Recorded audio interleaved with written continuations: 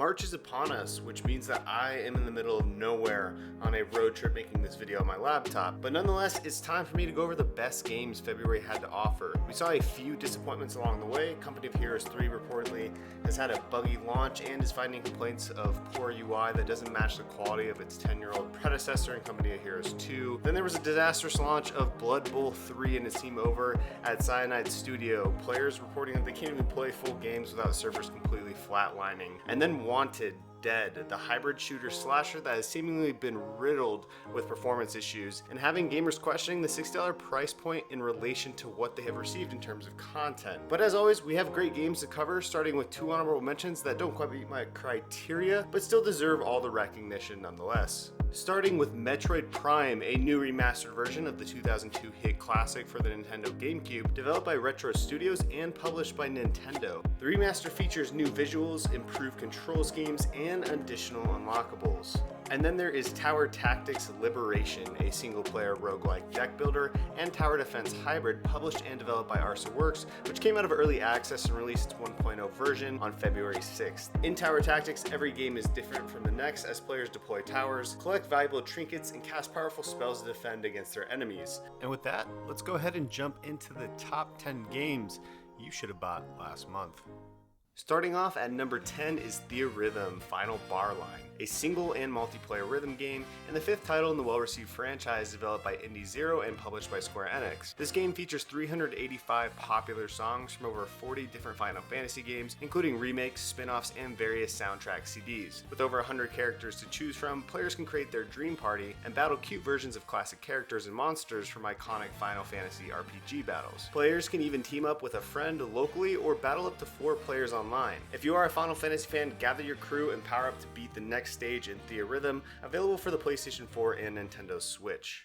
At number 9 is Light Brigade, a single-player roguelike VR shooter developed and published by Funktronic Labs. In this game, players will journey through procedurally generated battlegrounds as humanity's last line of defense, fighting to free the souls of the fallen. With realistic gunplay, light magic abilities, and deep roguelike mechanics, there's always something new to discover as players upgrade their equipment, unlock new classes, and collect magical cards. Plus, with infinitely procedurally generated battlegrounds, each run is completely unique, adding to the challenge of uncovering the mystery of the world's downfall and defeating the Obsidian forces before it's too late. The Light Brigade is available on Steam, Quest, and compatible with both PSVR 1 and PSVR 2 on the PlayStation 5. At number 8 is another VR title in Horizon Call of the Mountain, a single-player action-adventure game developed by Guerrilla Games and Firesprite and published by Sony Interactive. Players take on Ryas, a skilled archer and climber equipped with a hunter bow to take down robotic creatures. While the game is mostly linear, there are multiple paths to discover and new tools to unlock as players progress. Players will also take on quests to save their tribe's people and unravel the mystery of the machines while meeting new and familiar characters, including Aloy, the series' main protagonist. Additionally, the game features a scenic mode called River Ride, which has been highlighted as a key feature of this VR immersion. Horizon Call of the Mountain is only available for $60 on the new PlayStation VR 2, and those with the PSVR 1 will have to obtain the new headset in order to play this title. This has been a controversial decision from Sony, and I don't blame owners of the PSVR 1 if it rubs them in the wrong way, especially those who are big fans of this franchise. At number 7 is Like a Dragon Ishin, an action-adventure remake of the 2014 Japanese exclusive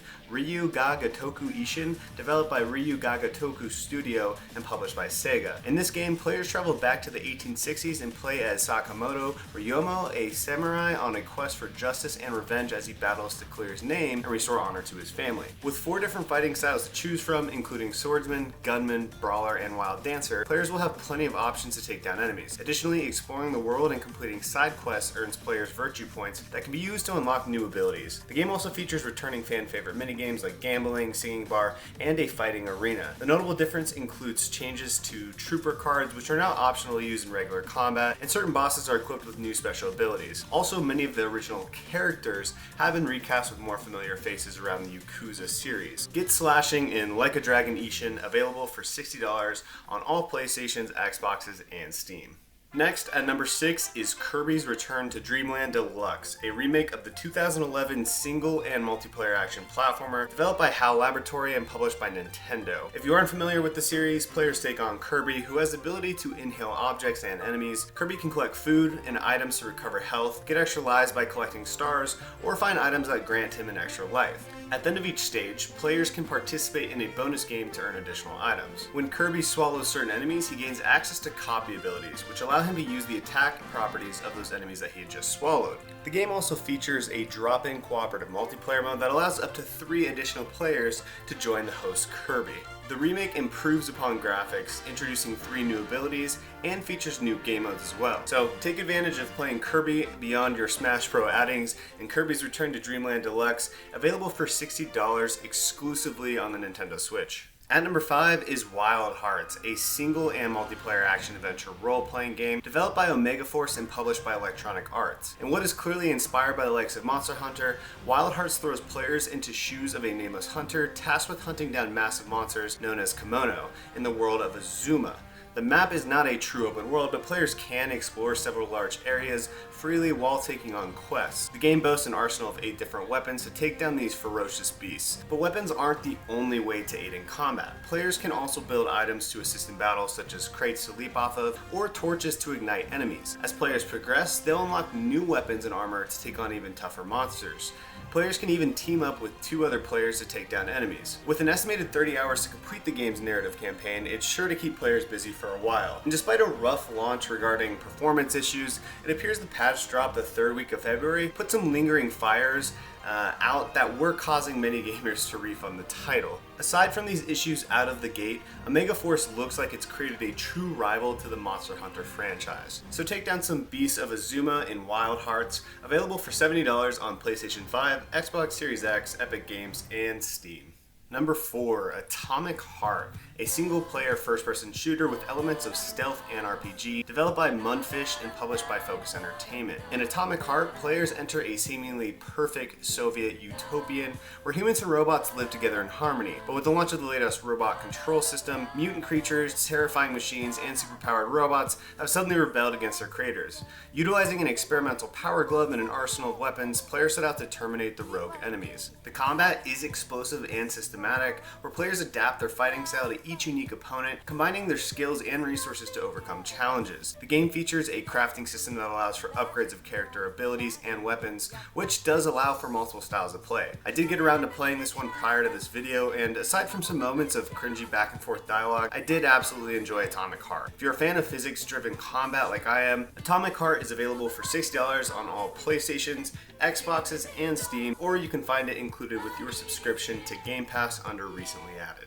At number 3 is a shockingly cheap and well-made indie title in Your Only Move is Hustle, a turn-based 2D action strategy fighting game developed and published by Ivy Sly. In this innovative turn-based combat simulator, players can execute flashy combos, outsmart opponents, and slow down the clock to fine-tune their fighting style. The game features a deep and rewarding online PvP experience, allowing players to take control of an overpowered fighter, rely on pre-recognition to plan out their every move, and execute all of them on the first try. The game also features a cinematic replay system so that epic brawls can be viewed time and time again. While the graphical presentation may look a bit strange and off-putting to some, this is not a game to sleep on. It has been described by many members of its community as a living version of combat chess. So outwit your opponents, and Your Only Move is Hustle, available for just $5 on Steam. Nearing the bottom of our list is Octopath Traveler II, a single-player role-playing game and the second installment in the series co-developed and published by Square Enix. Octopath Traveler 2 follows the traditional JRPG gameplay of its predecessor as players move between 8 unique characters, each with their own purpose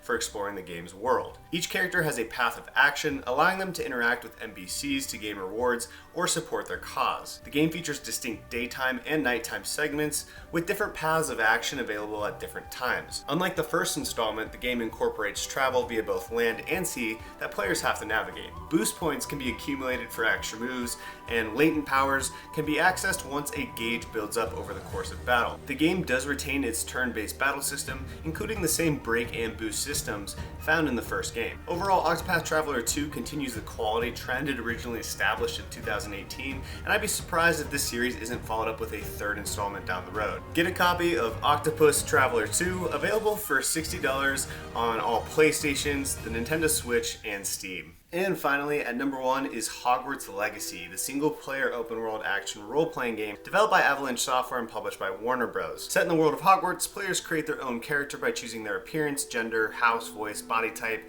and accessories. As players progress, they'll gain experience points to level up and unlock new spells, talents, and abilities. Additionally, players can also establish friendships with NPCs that can accompany them, expand their abilities, and offer unique dialogue options. Exclusive side quests are available depending on which house the player selects at the beginning of the game, allowing for multiple playthroughs. In progressing the game, the world of Hogwarts does change with the seasons, keeping the flow of the game feeling fresh and new throughout the player's journey. I am extremely glad Hogwarts Legacy came out as a fully baked product, and it wasn't the haphazard mess we've been getting from AAA titles recently. Personally, I'm actually waiting until 1 or 2 more patches hits before I jump in, as I want the best possible experience.